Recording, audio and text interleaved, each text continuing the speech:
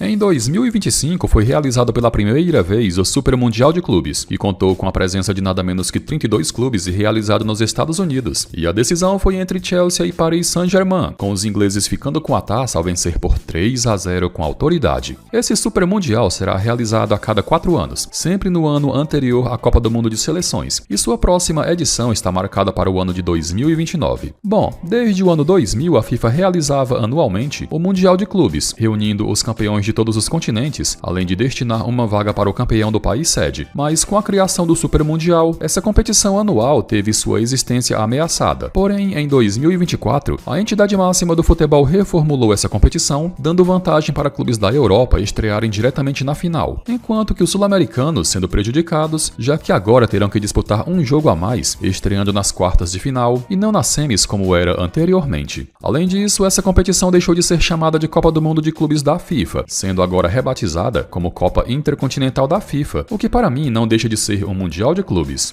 Em 2025 será a segunda vez que essa Copa Intercontinental da FIFA será realizada, e nesse vídeo você vai conhecer quem são os clubes que se classificaram para essa edição, onde será realizado, quais os jogos que já foram disputados, dentre outras informações.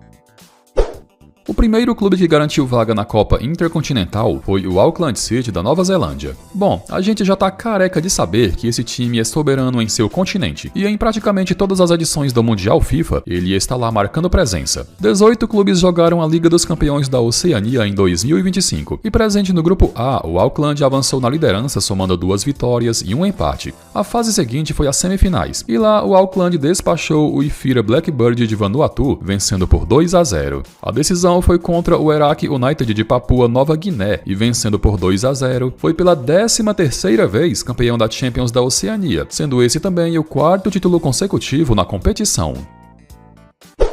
O segundo clube que garantiu presença na Copa Intercontinental da FIFA foi o Al Ahly da Arábia Saudita, que venceu a Liga dos Campeões da Ásia. O clube nunca havia conquistado o título da Champions Asiática, tendo batido na trave 2 vezes quando amargou o vice. Aí chegou 2025, e contando com o aporte do governo saudita, que investe pesado na contratação de jogadores, o Al Ahly enfim pôde ganhar a competição. A trajetória teve início na fase de liga da região Oeste Asiática, e em 8 rodadas, o Al Ahly obteve 7 vitórias e um empate. Nas oitavas de final, o clube despachou o Al Rayyan do Catar, vencendo os 2 jogos. Nas quartas de final, em partida única, eliminou o Buriram United da Tailândia, vencendo por 3-0. E nas semifinais, eliminou o Al Hilal, comandado por Jorge Jesus, vencendo por 3-1. Na decisão, disputado em solo árabe, o Al Ahly foi campeão ao vencer o Kawasaki Frontale do Japão por 2-0. Depois de Auckland City e Al Ahly, o terceiro clube a garantir presença na Copa Intercontinental foi o Paris Saint-Germain, que pela primeira vez na história conquistou a UEFA Champions League. A trajetória teve início na fase de liga, onde em 8 jogos o PSG somou 4 vitórias, um empate e 3 derrotas, terminando na 15ª posição, o que acabou lhe colocando nos playoffs do mata-mata. Nesse playoff, que é uma fase antes das oitavas, o Paris mediu forças contra o também francês Brest, e com muita facilidade avançou de fase com 10-0 no agregado. Nas oitavas de final enfrentou o Liverpool e com 1-1 no agregado avançou nas penalidades. Nas quartas de final, em 2 jogos pra lá de movimentados, eliminou o Aston Villa com 5-4 no agregado. E nas semis, vencendo os 2 jogos, eliminou mais um time inglês, sendo ele o Arsenal. Na decisão, um verdadeiro passeio diante da Internazionale, com o Paris Saint-Germain sendo campeão ao atropelar por 5-0, maior goleada da história em finais de Champions.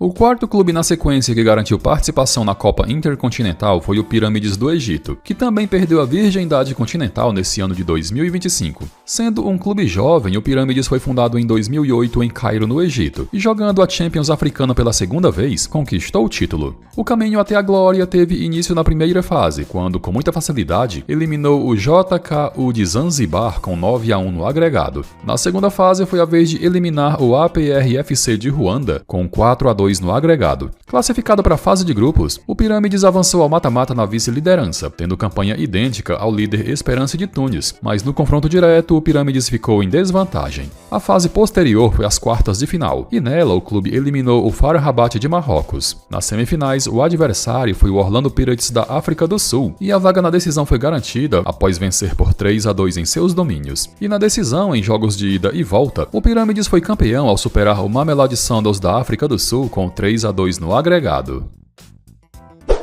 O quinto clube na sequência que garantiu presença na Copa Intercontinental foi o Cruz Azul do México, que conquistou a Liga dos Campeões da CONCACAF. O clube foi pela 7ª vez campeão, igualando o recorde e o número de taças do compatriota América. Jogada toda em mata-mata, sem existir uma fase de grupos, a trajetória na Conca Champions teve início na primeira fase contra o Real Hope do Haiti, e com muita facilidade o Cruz Azul avançou com 7-0 no agregado. A fase seguinte foi as oitavas de final, e lá o Cruz Azul despachou o Seattle Sounders dos Estados Unidos com 4-1 no agregado. Nas quartas de final enfrentou o mexicano América, e após empate de 0-0 na casa do adversário, se classificou vencendo por 2-1 em seus domínios. Nas semifinais, mais um mexicano pela frente, sendo ele o Tigres, e após empate de 1-1 na casa do adversário, foi à final ao vencer por 1-0 em seus domínios. A decisão foi contra o Vancouver Whitecaps do Canadá, que nas semifinais havia eliminado o Inter Miami de Messi, e com muita facilidade o Cruz Azul foi heptacampeão ao golear por 5-0.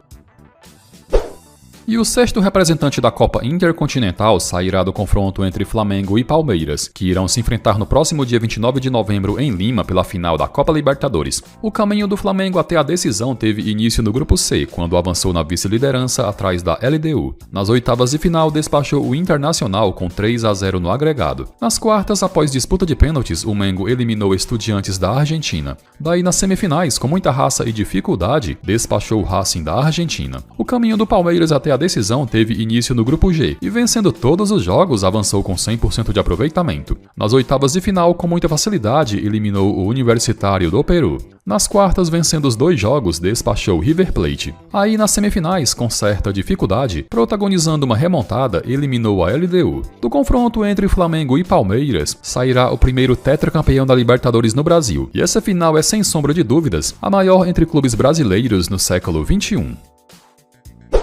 O diferencial dessa Copa Intercontinental é que alguns confrontos são previamente realizados antes de conhecermos todos os participantes, e normalmente o último time classificado é sempre o campeão da Libertadores. Outro fato curioso é que a partir da segunda fase, cada confronto vale uma taça, que pode ser comemorada como um título intercontinental. Pirâmides do Egito e Auckland City da Nova Zelândia se enfrentaram em duelo válido pelos playoffs da Copa África Ásia Pacífico no dia 14 de setembro em solo egípcio, e com muita facilidade o Pirâmides avançou à decisão da Copa África, Ásia e Pacífico, com a vitória por 3-0. A final entre os continentes africano e asiático, que valeu vaga nas semifinais do Intercontinental da FIFA, foi realizada no dia 23 de setembro no estádio do Al Ahly, na Arábia Saudita, e demonstrando bom futebol, o Pirâmide surpreendeu os mandantes e venceu por 3-1, conquistando a Copa África, Ásia e Pacífico e, consequentemente, uma vaga na semifinal do Intercontinental. Quando conhecermos o campeão da Libertadores, que sairá do confronto entre Flamengo e Palmeiras, o adversário na estreia da competição será o Cruz Azul do México, e o vencedor ganhará a vaga nas semifinais e também irá comemorar o título do Derby das Américas. Esse duelo está marcado para acontecer no Catar, e a data prevista será o dia 10 de dezembro. O vencedor do Derby das Américas, 3 dias depois, no dia 13 de dezembro, irá duelar contra o Pirâmides nas semifinais, com esse duelo também valendo taça e sendo conhecido como Copa Challenger da FIFA. O classificado e campeão dessa Copa Challenger, enfim, terá a chance de enfrentar o Paris Saint-Germain na grande final da Copa Intercontinental da FIFA, e se um time conseguir superar todas essas barreiras e desafios, ele voltará para casa com 3 taças na bagagem. Ou seja, se Flamengo ou Palmeiras conseguirem essa enorme e difícil proeza, irão inflar e muito o número de títulos internacionais em sua sala de troféus, embora eu ache que a única que realmente seja interessante de vencer seja a da grande final contra o campeão europeu, que possui status de título mundial. Eu mesmo só considero o título definitivo o da final contra o campeão europeu, com essas demais de quartas de final e semifinal não tendo peso algum. Bom, essa é a minha opinião.